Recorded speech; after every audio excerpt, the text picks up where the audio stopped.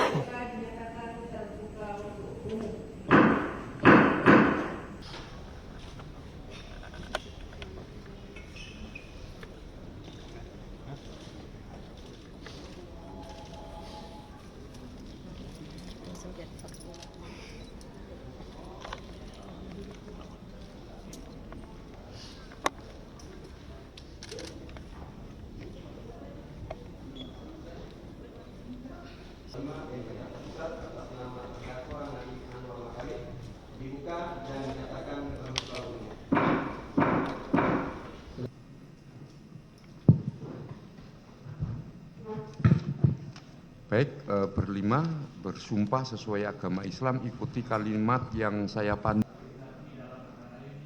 Akan memberikan keterangan yang benar, tidak lain dari yang sebenarnya.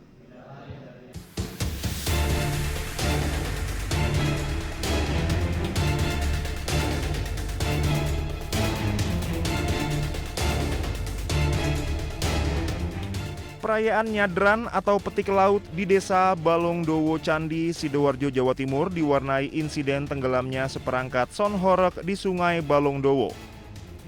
Diduga perahu tidak kuat menahan beban yang ditumpangi seperangkat sonhorek senilai puluhan juta rupiah dan sejumlah warga.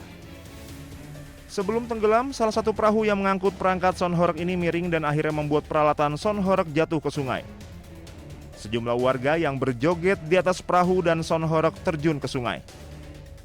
Horeknya itu di atas perahu, terus perahunya itu tidak seimbang dan akhirnya tenggelam horeknya itu. Terus gimana? Orang-orangnya sempat panik tadi?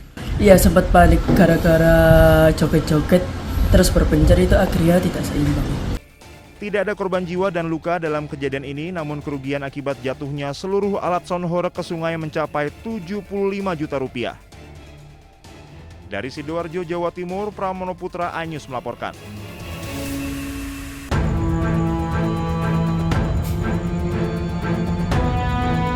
7 orang ditangkap dalam operasi tangkap tangan yang dilakukan KPK pada Kamis lalu di lingkungan Pengadilan Negeri Depok, Jawa Barat. 7 orang tersebut terdiri dari 3 pihak Pengadilan Negeri Depok, yaitu Ketua PN Depok, Wakil Ketua PN Depok, dan jurusita, serta 4 orang dari PT Karaba Digdaya. Dari 7 orang yang diamankan, 5 orang telah ditetapkan KPK sebagai tersangka.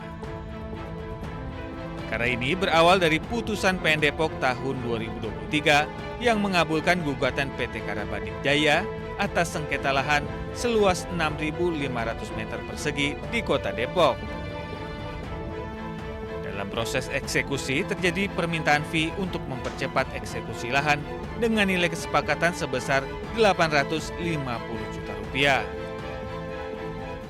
Bahwa kemudian YOH dan BR bertemu di sebuah restoran di Depok untuk membahas penetapan waktu pelaksanaan eksekusi pengosongan lahan dan permintaan fee untuk percepatan eksekusi.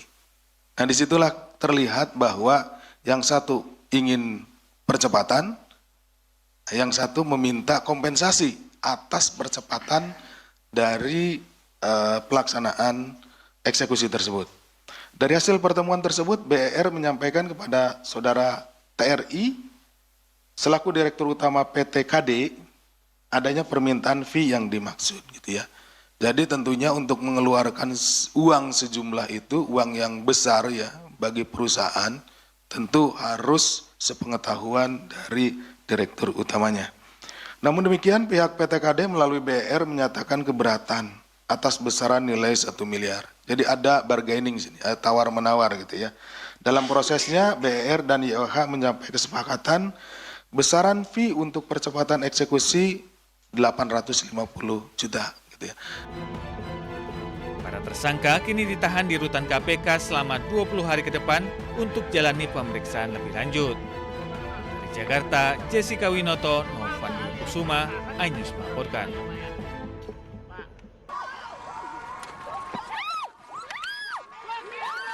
Be seated where you are and follow the directions of officers.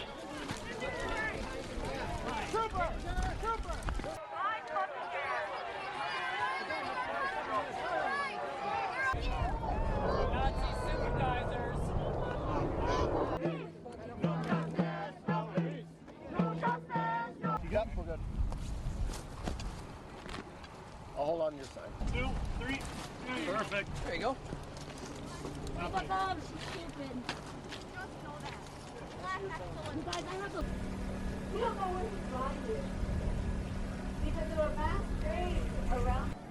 And action is your prayer.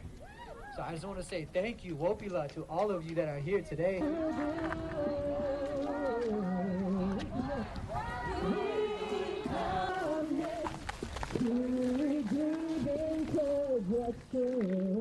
We have so much more to do.